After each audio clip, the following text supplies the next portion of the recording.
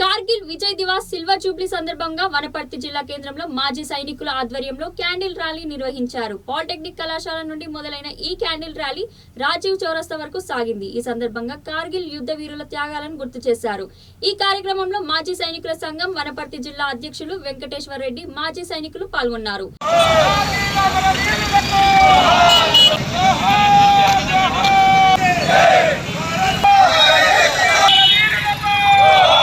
సందర్భంగా కార్గిల్ దివస్లకు శ్రద్ధాంజలి ఘటిస్తున్నాం. అందరికీ ప్రభుత్వంతో ఈరోజు మాజీ సైనిక 26 జూన్ 1999 కార్గిల్ దివస్ మనం జరుపుకుంటున్నాం.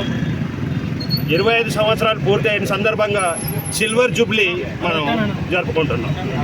ఎందుకు మొట్టమొదటిగా నాకు తెలిసింది ఏమంటే, ఈ వనపర్తి డిస్టిక్ అయిన తర్వాత ఈ ఎక్సర్విస్మెంట్లు, ఆ తర్వాత సర్వీస్మెంట్లు చాలా బాధపడుతున్నారు.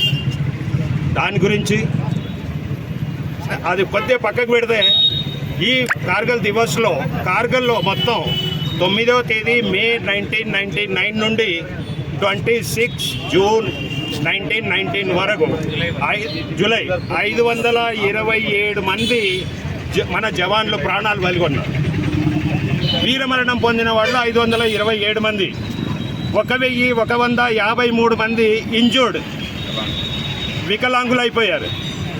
ఆ తర్వాత 27 మంది మేమెందుకురా వీళ్ళ చేతిలో చావాలి అనే ధైర్యంతో వాళ్ళందరికీ వాళ్ళు షట్ డౌన్ చేసుకున్నారు. ఒక్కడు ప్రిజనర్, ఒక్కడిని మాత్రం వాళ్ళు పాకిస్తాన్ వాళ్ళు అరెస్ట్ చేయగలిగారు.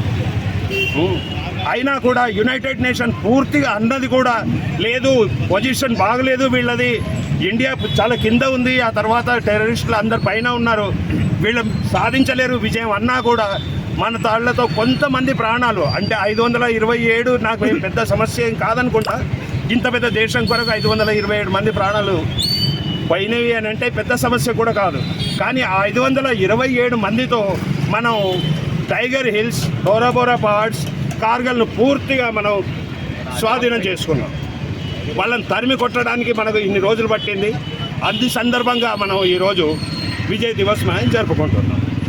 ఇంకా విషయానికి వస్తే, వనపర్తి జిల్లాలో నేను మన మాజీ సైనికుల కొరకు, ఇది నా పర్సనల్ విజ్ఞప్తి, కలెక్టర్ గారు, ఎస్పీ గారు అందరూ నేను కోరింది ఏమంటే, అయ్యా మేము మాజీ సైనికులం ఇంతమంది ఉన్నాము వనపర్తి డిస్టిక్లో, మాకు అవసరం లేదు ఒక్క విజయ్ స్మారక్ కావాలి, ఆ తర్వాత ఒక్క కమ్యూనిటీ హాల్ కావాలి.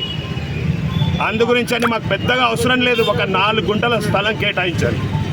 మాకు హాస్పిటల్ లేదు. ఒకవేళ ఇక్కడ ఎవడన్నా ఒక జవాన్కు హార్ట్ అటాక్ వచ్చిందంటే హైదరాబాద్ వెళ్ళాలి, వయా మహబూబ్ నగర్లో రెఫరల్ తీసుకొని హైదరాబాద్ వెళ్ళాలి. అంతవరకు నాకు తెలిసినంత వరకు ఉండడు అనుకుంటా పేషెంట్. అందుగురించి అని ఇక్కడనే ఎంపైనల్ హాస్పిటల్స్ కావాలి మాకు. ఆ తర్వాత ఒక కమ్యూనిటీ హాల్స్. మేమేం అడిగామండి వీళ్ళను, మేము బాధ పెట్టాము, మేము ఎవరు మా గురించి మేమేం అడగలేదు. ఒక సంస్థ గురించి ప్రతి ఒక్క క్యాస్ట్కు కమ్యూనిటీ హాల్స్ ఉన్నాయి, ప్రతి ఒక్క సంఘానికి ఉన్నాయి. ఆ తర్వాత మేము ఇంత పాపం చేసామా, మాకు ఒక కమ్యూనిటీ హాల్ ఇవ్వలేరా, మీరు స్థలం ఇవ్వమని చెప్పామండి, మేము మాకు బిల్డింగ్ కట్టి ఇవ్వమని లేదు. అందుగురించి అని ఇప్పటికైనా కూడా నా స్పెషల్ రిక్వెస్ట్ వనపర్తి కలెక్టర్గా నేను విన్నపం చేసుకుంటున్నా, ఈ ఒక్కటి మాకు ఒక 4 గుంటల స్థలం. 420 మంది బలి అయ్యారు. ఆ తర్వాత 200 మంది మన సైనికులు మన షెడ్యూల్ చేయిండ్రు.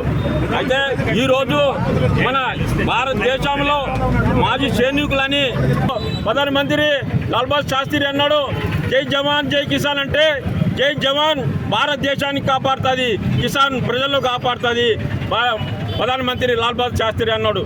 ఈరోజు మా దేశవ్యాప్తంగా మొత్తం మాజీ సైనికులను మన అన్ని రకాల మమ్మల్ని గుర్తించాలని మేము మీడియా ముందర కోరుతున్నాం.